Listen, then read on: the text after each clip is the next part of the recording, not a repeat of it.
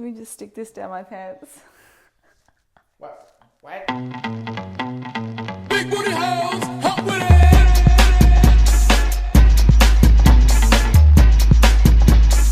I feel like the time has gone really fast this week. Well, it's only Tuesday, so... Okay, I'm actually ruling out Lane doing any kind of singing or dancing today. It's out. It is week 15. I am now 2 weeks out from my very first show, the OCB. It's now called the Tampa Natural. So it is a natural bodybuilding federation. Yes, I'm a natural athlete. And cue the comments. Not natty. Not natty. Look at those ripped shoulders. Oh my Half God. natty. Do you know Delts are 2, 3D. So many people are like, oh, you're taking steroids. Absolutely. Get freaking real. Oh my God. Have you seen... You almost said get fucked, didn't you? No, you almost said it. This is GP. Get fucked. We need the GP rating. GP. So, General practitioner? Oh, you mean G. The G? Yeah, it's a G rating over here. It's not GP. Oh, we call it GP in Australia. Was that like general population? I don't know what it stands for, to be frank. I just remember going to cinemas and reading GP. It was suitable. Oh, so we do PG. Parental guidance. Maybe I'm saying it wrong. I think maybe I am. You are dyslexic. Yeah, we had this conversation last week. There we go. There's another example of me being dyslexic. I just said GP and it's actually PG. Mm-hmm. DP? So, the facts. Lane actually has no idea about my average weight this week or any of my data. He hasn't seen anything. So, I know you lost 900 grams last week. Yeah, so last week my average was 64. Week prior to that was 64.9. Hang on, let me guess. Have a guess what you think my average is this 63.3. No, lower. Nay. 63.1. Lower.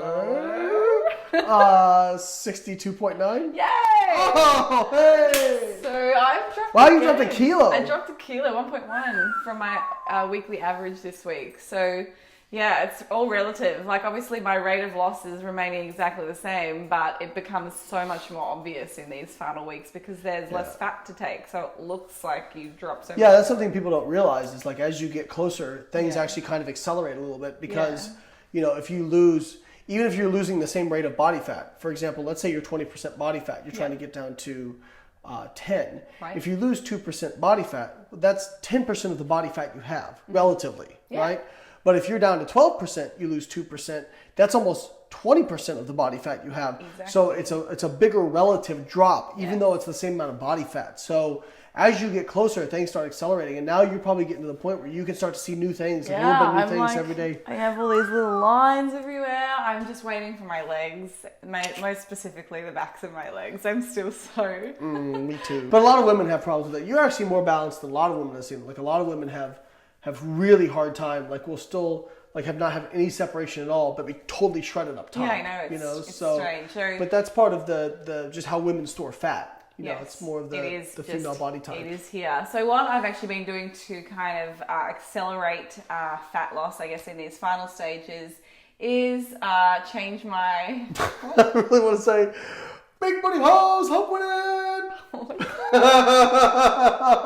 So I've actually changed my training a little bit to accommodate more of my lower body movements. So obviously they're bigger muscle groups. You expend more energy when I train those bigger muscle groups. So I'm actually switching my ratio of training over completely. So I now do 3 lower and 2 upper. So for the entire prep, handsy, I've been doing 2 lower and 3 upper. And just in these last 3 weeks, I'm just having to put a little bit of work. Why have you switched that? Partly because I was stressing out that I wasn't losing enough body fat. So I knew, okay, if I'm to increase my energy expenditure, how can I do that? I can either exercise more or eat less. And the eating less is no. So that's, I'm obviously having to put in a little bit more work in the gym.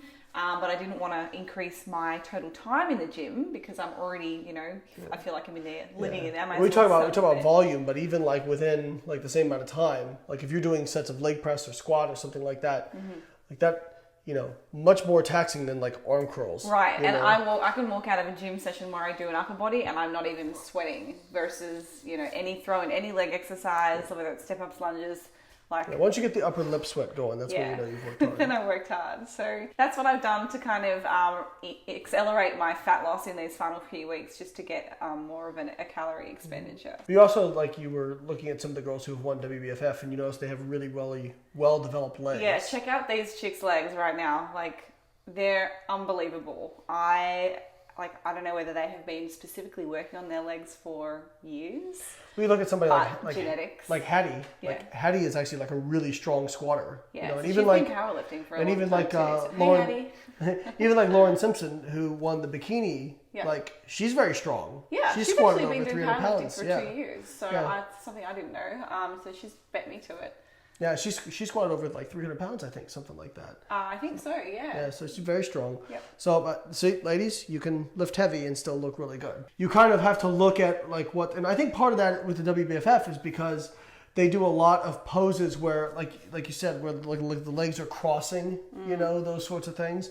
Whereas you're not really showing your upper body as much. The hands are very close to the body. Yeah, so the posing is completely different for WBFF. Everything is kind of, you're touching here, you're touching here, you're here, you're here. Very like, sexy. Yeah, it is definitely completely different to traditionally for figure. Your arms are away and away from your body. So. Yeah. That has been the biggest transition for me, trying to practice that. So yeah, so let's go upstairs. We'll have a look at my weekly compliance, what we did with my macros, and then we haven't even spoken about what we're going to do this week. I am 2 weeks out. Next week is going to be peak week. So yeah, let's go and look at the facts. Okay, so looking at my data for the week, again, my calories did not change from my previous week. So I'm still trying to hit 150 protein, 97 carb, and 37 fat. Yeah. And thankfully, I didn't do a drop because I obviously came down quite a bit over those few days. Did somebody recommend not doing that? Well, I haven't had a significant change since, hold up. Okay, we look here on, guys. I feel like somebody said that. Yeah, okay, but hear me out. Here is when we were doing my weight check-ins, and I was at 63.6, right? Mm-hmm. But then I have been pretty steady from 62.9, 62.8, 69, 69, 69. Didn't you say it was 62.3? After you it was a post-workout weigh-in. Okay. Yeah. So my weight has kind of been holding pretty steady around the 62.5 range. So you can see why I was probably like, we need to be more aggressive if I want to get to 62 by the end of the week. However, I didn't. So anyway. Yeah, but if you'd gotten to 62 by the end of the week, you would have dropped like a kilo and a half. Like it's a lot of body weight. So overall, the only thing that was a little bit out here this week was my protein compliance was a touch high. I've had a 165 day, a 161, a 162. So that's 10 grams over my target. So 40 calories over with what the target should have been. My carbs were pretty dead on. In fact, I was probably swaying over a little bit more. Hang on, let me fix that. Why would that be? What are the cells that it's looking for? Hang on. Oh, I know why. Because alcohol's not in there. Yeah, I need to put 0. So this is where this spreadsheet is so thorough that I have to have everything completed in order for it to give me my compliance. There we go. And I was a little bit under, as you can see there, on my carbs and fats. But overall, a really good week, I would like to say. Yeah, very good. I'm just really starting to tighten up. No alcohol this week. All we need to do is get you 4 weeks out, way behind it. I was going to have a mojito.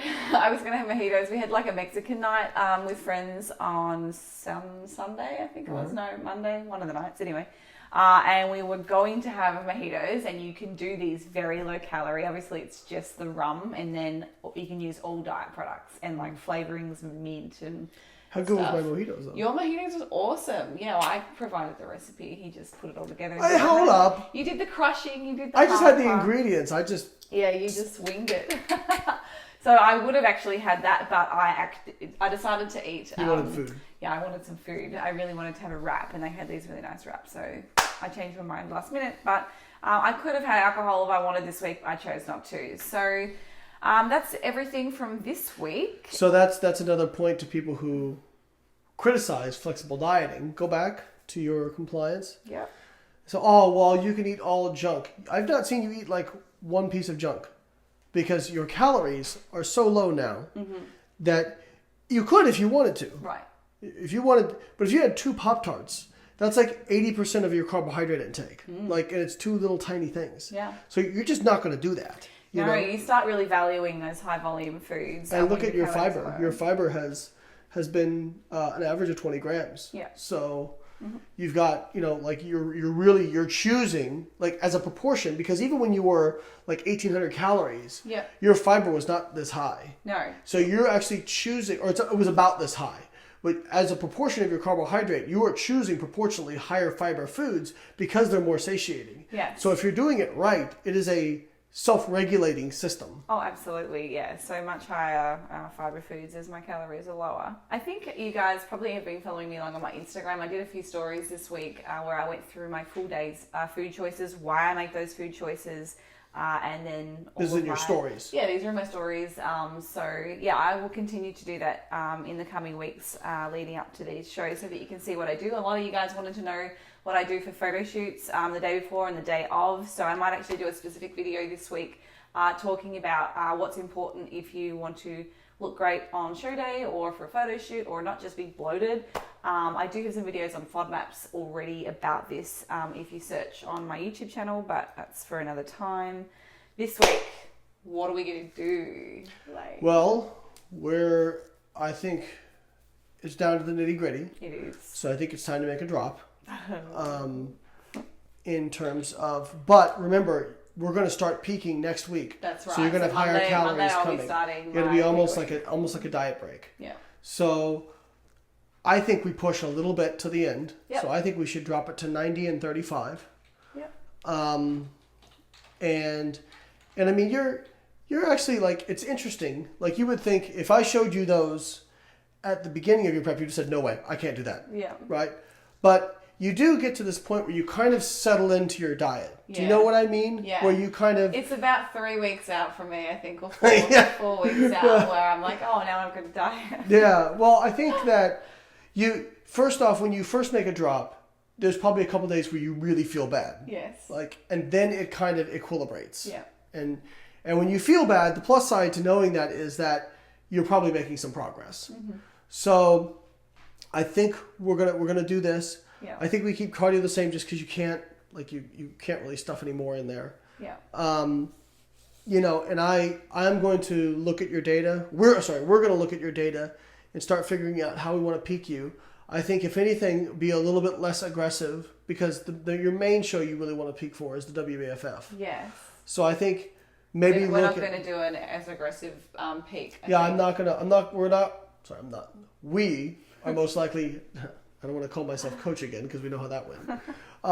We are probably not going to peak you as aggressively as we normally would. Like, we want you to fill out some. But I think we would probably look at it as it's probably going to be more of a maintenance style week or a slight deficit. I have no intentions of exceeding my maintenance for my peak and week. I think that we may do like a very small load early in the week, taper it back throughout the week. Yeah, and then the day before, if you're tight enough, we can push some more calories in, but conservatively. We can manipulate my sodium a little bit. And you respond well to high carb days. Like, you tend to harden up the next day. Yes. You look better. Oh, so as long as we keep your fiber at a minimum those last 24 hours, eliminate your artificial sweeteners and that sort of thing. And just to touch on that, you said I tend to harden out and look better on the days when I've had high carbs. That's what I did yesterday. So I had about 30 grams extra of carbohydrate yesterday evening. Oh, I didn't know that. I fit in. No, I don't have to tell you everything.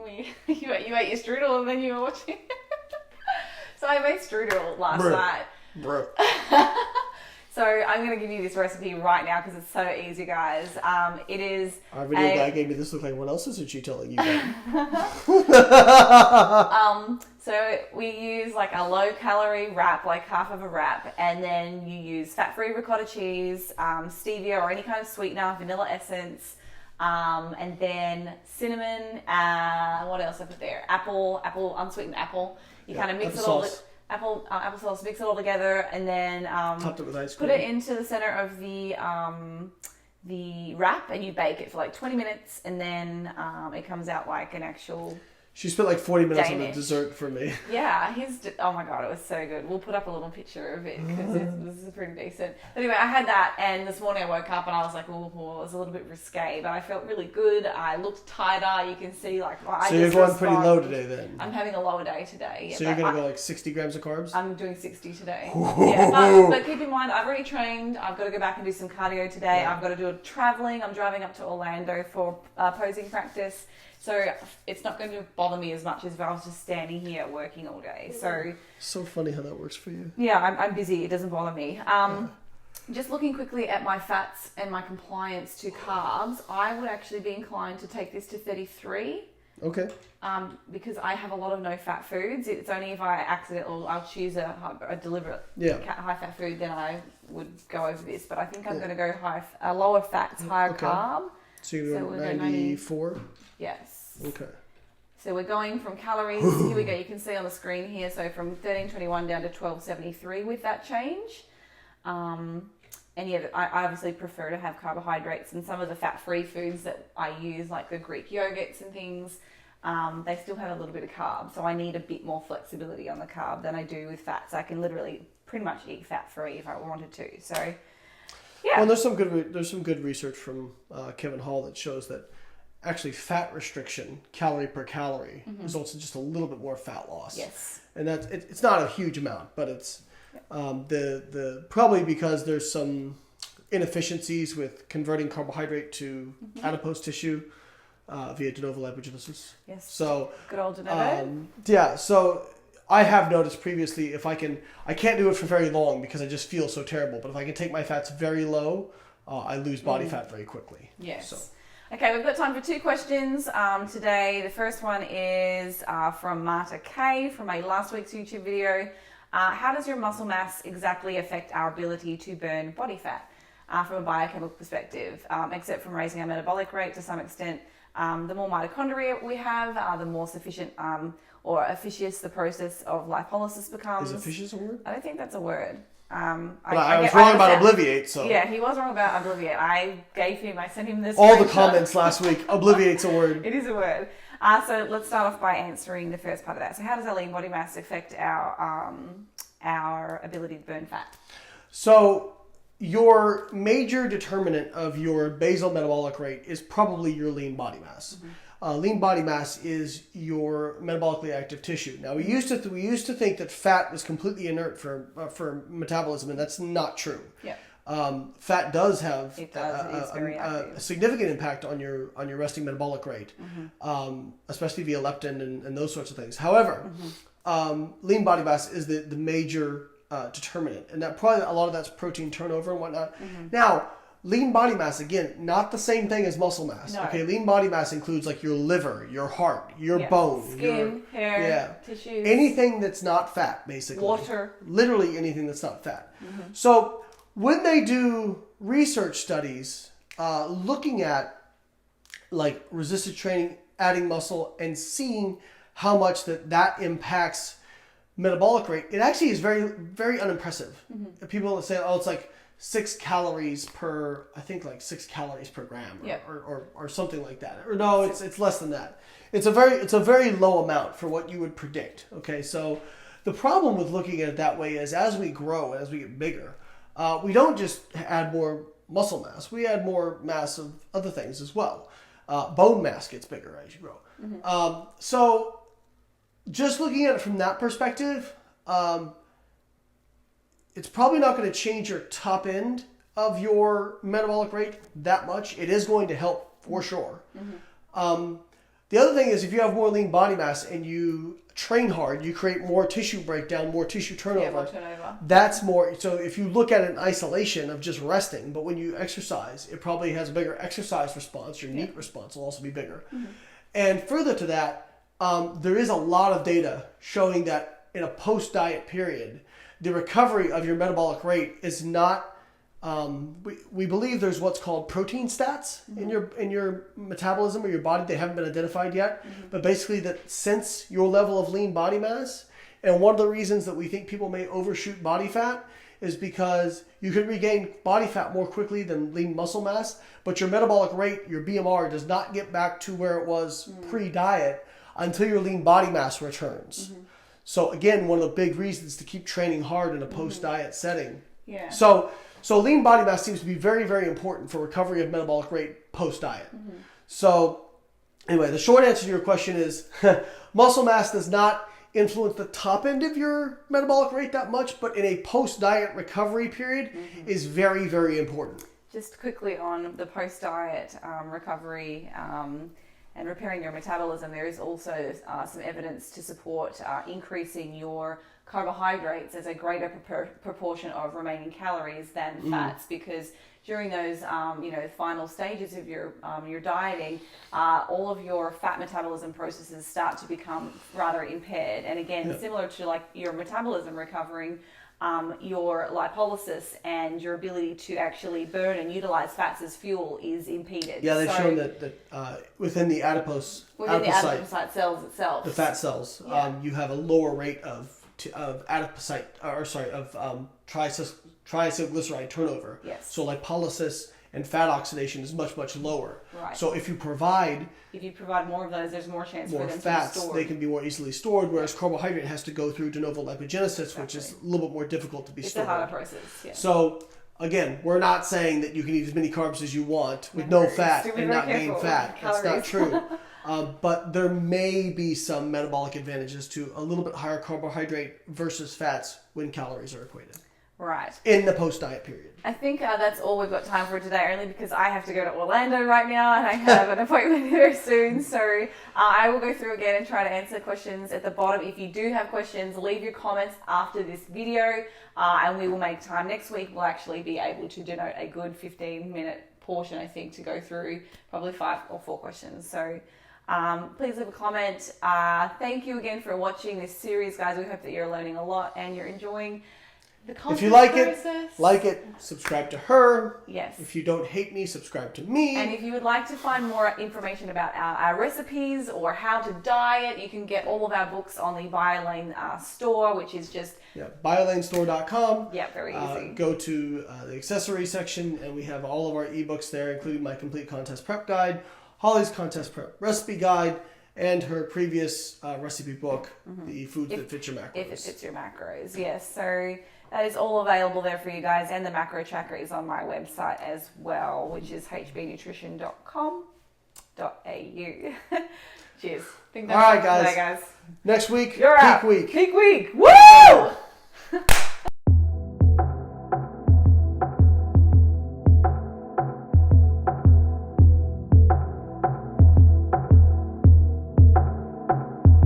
She said she leaving, she not coming back. I don't understand what happened. She said she leaving, she not coming And back. that's the thing I don't understand. We was supposed to be together forever until the end. It was 07, around summer just to be exact. She said she leaving and she wasn't ever coming back. You said you love me, said you need me, what was all that? Nothing but lies is what you told me and I fell for that. But every day that passes I can't help but reminisce. The way you made me feel when we had our first kiss. Everything we did together, girl, it was a bliss.